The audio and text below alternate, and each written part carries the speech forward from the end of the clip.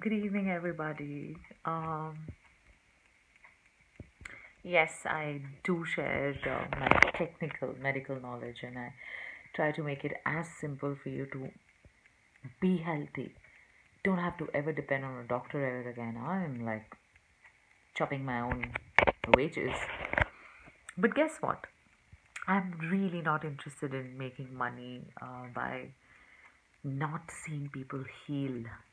As a doctor, the biggest joy that you get is when you see somebody heal and be better, and when you know that there are ways and means for them to not even fall sick. Why not tell them that? But what you need to think about is, will you pay a doctor to keep you healthy? So you're an engineer, or you are a pilot, or you're an army officer just like my dad and my brother, and you get your salaries, you have your wages, or you're a big businessman, or you're a jeweler.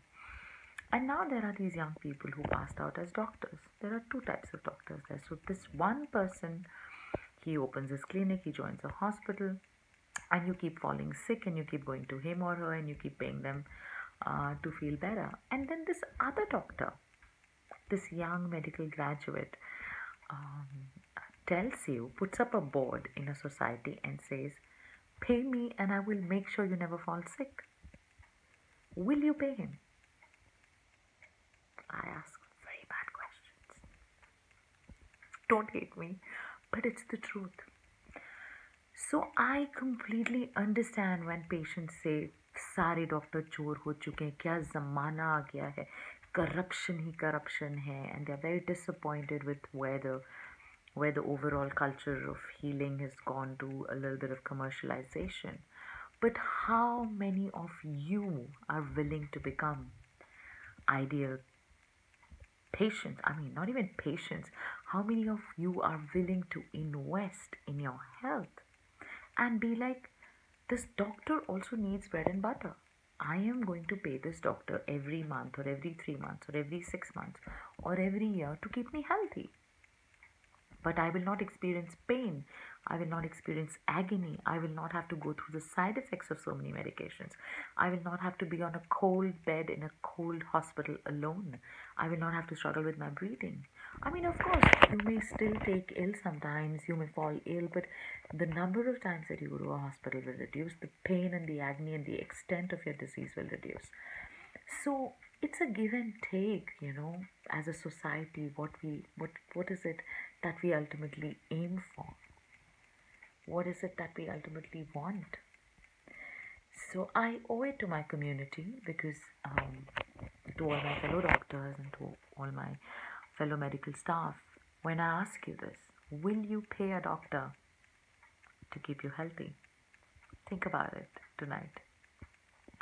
The second thing that I want to talk to you today about is adenoma. So I was watching The Mentalist. Well, this is the fourth or the fifth time I'm watching that series, maybe the third. I'm not so sure. And there was this scene there. So Jane, obviously his mother, his wife, and his daughter have been murdered by Red John, and obviously Jane misses them, and it's this pain there inside of him all the time. Now, on one of the cases, somebody poisons Jane with belladonna infused tea. Belladonna, as we know, is a poison.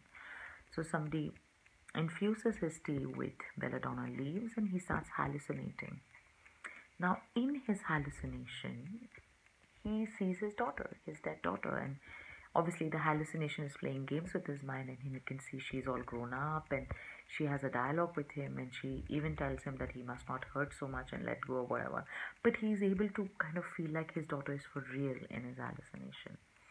Now he heals and comes out of this hallucination, and obviously the hallucination is gone and the daughter is gone.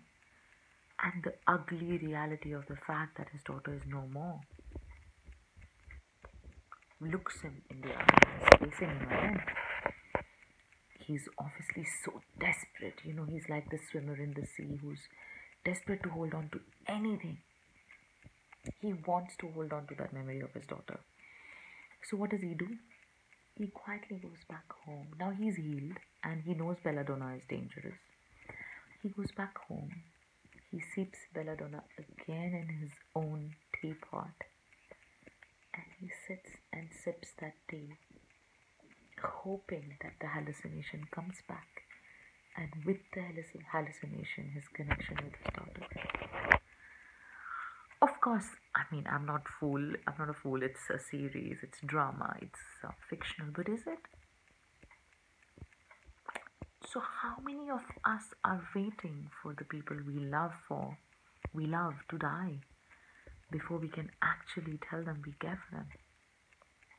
How many of us are waiting because of our egos, because of our limitations, or sometimes we feel like I'm not even good enough for him or her, or we feel like I'm too good for him or her, or मैं क्यों पहले बोलूं, वो क्यों ना पहले बोले?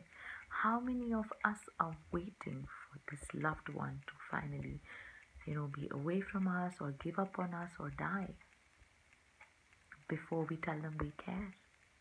So this nurse wrote this book as to what were the top, I don't know, 6, 8 wishes of people who died in her arms. She was a chronic.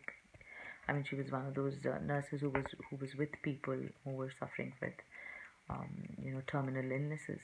And one of the number one things was that I did not tell the people that I love you enough.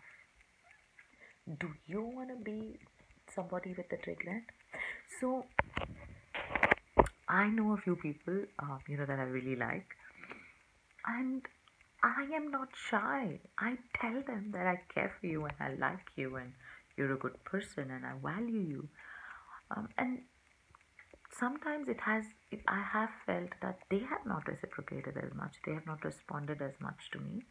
That has not hurt me because I am not waiting for a reciprocation to massage my ego. When I say I care, when I say I like you, when I say I love you, when I say I want to be your friend, I am saying that for me. I am saying that so that when I'm on my deathbed, I do not have these regrets. So think about it. Will you muster the courage tomorrow morning to send a text or a call or a message to your loved ones who you are hesitant of expressing this to, or to a possible relationship that you're running away from, or to rekindle a relationship that you let go, or you're a brother and a sister who fought over some piece of land, and will you pick up the phone and tell your sister or your brother that is just land, but you are my brother? Let's repair and replenish and nourish these relationships before it is too late, before you are Jane who has to poison his own tea to desperately hold on to the memory of his dead daughter, even though it was not his fault. She was snatched away